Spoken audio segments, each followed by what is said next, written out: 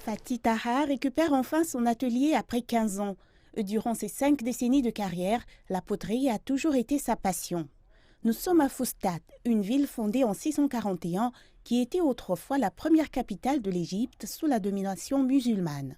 Depuis, l'endroit s'est transformé en bidonvilles qui ont attiré les potiers, jusqu'à ce que le gouvernement ait décidé en 2005 de revitaliser ce village de potiers.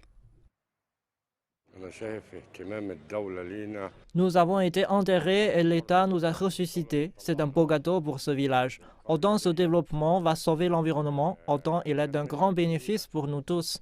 Il s'agit d'une préservation de notre patrimoine. La poterie en Égypte remonte à l'Antiquité. Depuis des siècles, Al-Fustat est célèbre pour sa poterie. 152 potiers ont célébré la remise de leur atelier par le gouvernement. Cependant, le retour aux affaires après plus d'une décennie et demie s'est avéré très difficile pour presque tout le monde ici.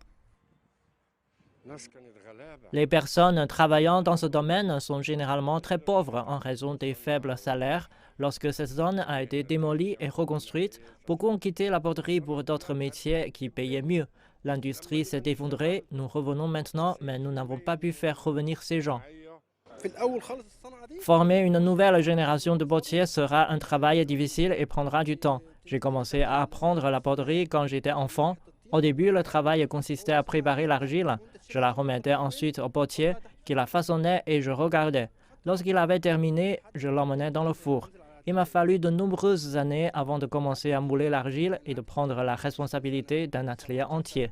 Reconstruit sur 13 hectares de terrain, le Caire espère que Fustat pourra redevenir une attraction touristique de premier plan. Il y organisera régulièrement des événements culturels.